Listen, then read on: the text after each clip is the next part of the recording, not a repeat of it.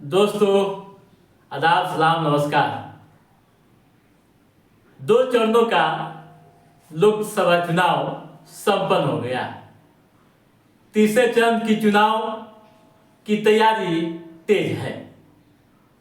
तमाम राजनीतिक दलों के प्रत्याशी मैदान में उतर गए हैं।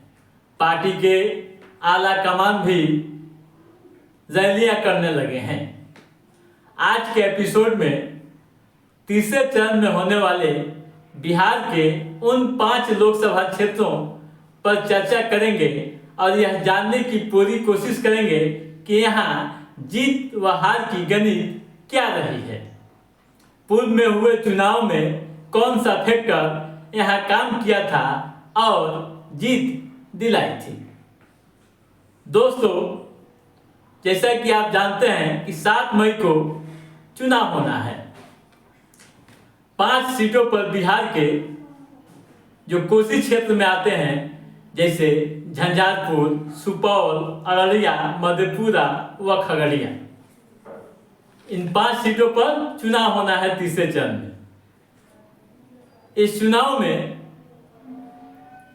या यूं कहें कि यहाँ के सीटों पर महिलाएं काफी जागरूक रहती हैं और यूं कहें कि महिला फैक्टर यहाँ काफी प्रभावी है।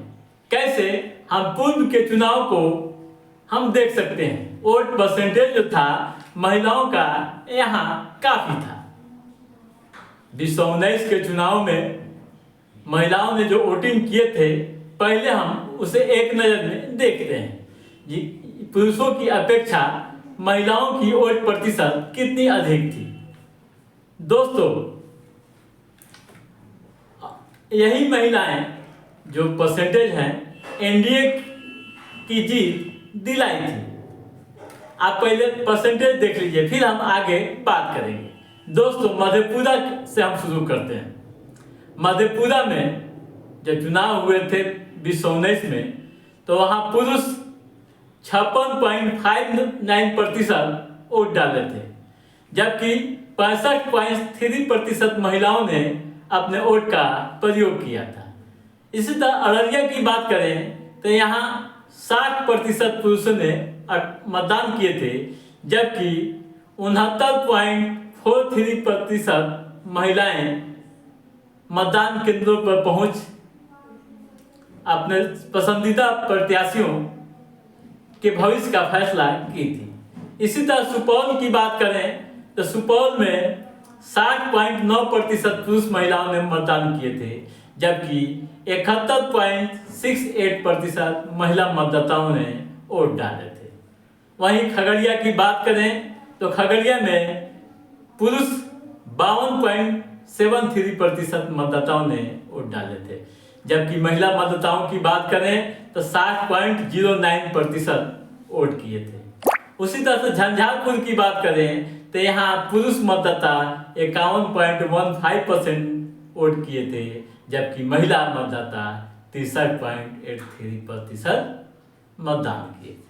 तो आपने देखा कि कैसे यहाँ महिलाएं जागरूक रहती हैं। दोस्तों, कहते हैं कि जब आधी आबादी जागरूक हो जाए और अपने कर्तव्यों के लिए निकल जाए तो फिर निर्णय लेने में कोई देरी नहीं होती है और उनकी भूमिका काफी निर्णायक भी हो जाती है। अब आइए हम सीट वाइज चर्चा करते हैं कि किस लोकसभा क्षेत्र में किस प्रत्याशी को किस तरह की चुनौतियां हैं। हम अपनी बात शुरू करते हैं मधेपुरा से। दोस्तों, यहाँ राजद सुप्रीमो लालू यादव की प्रतिष्ठा दांव पर है। यादव बहुल इस इलाके में आरजेडी ने प्रोफेसर कुमार चंद्रदीप को अपना उम्मीदवार बनाया है, जबकि एनडीए की तरफ से जेडीयू के दिनेश चंद्र यादव मैदान में है।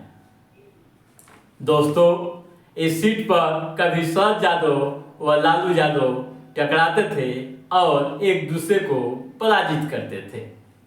ठीक है दोस्तों, आइए और आगे बढ़ते हैं।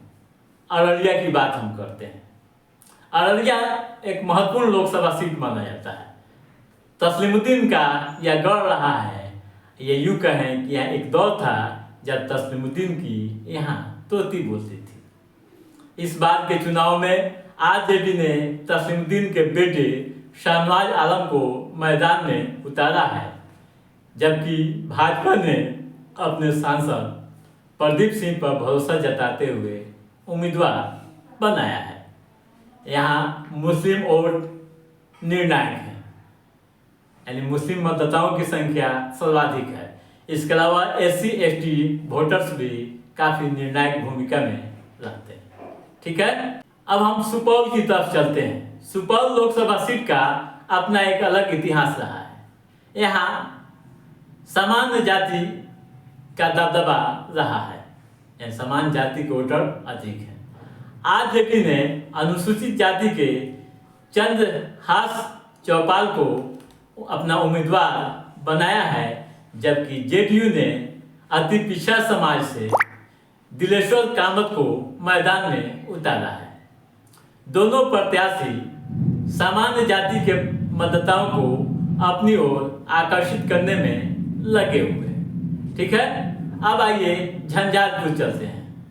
दोस्तों, झंझारपुर से जेडीयू सांसद रामप्रीत मंडल मैदान में है, जबकि वीआईपी महागठबंधन की तरफ से वीआईपी ने संजय महासेठ को अपना उम्मीदवार बनाया है। वहीं बीएसपी के गुलाब यादव मैदान में आ गए हैं, जिससे लड़ाई काफी रोचक हो गई है। ठीक है, उसके बाद आइए चलते हैं खगड़िया। दोस्तों, खगड़िया से महागठबंधन ने यह सीट माकपा को दी है। माकपा ने संजय कुमार को अपना प्रत्याशी बनाया है, जबकि लोजपा की ओर से संजय वर्मा मैदान में है। दोस्तों, इस सीट पर यानी खगड़िया में लोजपा दो बार से जीतती आ रही है। इस बार लोजपा के सामने बड़ी चुनौती है। राजेश वर्मा बाहरी हैं, जिसको लेकर उन्हें कई तरह की चुनौतियां आ रही है।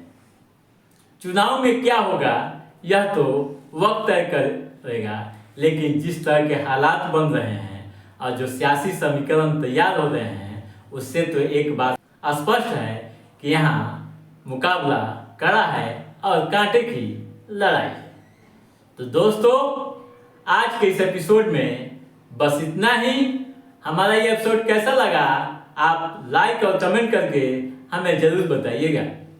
यदि आपने हमारे चैनल को सब्सक्राइब नहीं किया है तो सब्सक्राइब भी कीजिएगा, ताकि पॉलिटिकल गतिविधियों से संबंधित जो भी अप टू डेट है उसे हम समय समय पर आपके बीच पहुंचाते रहेंगे। तब तक आप अपने दोस्त को दीजिए इजाजत।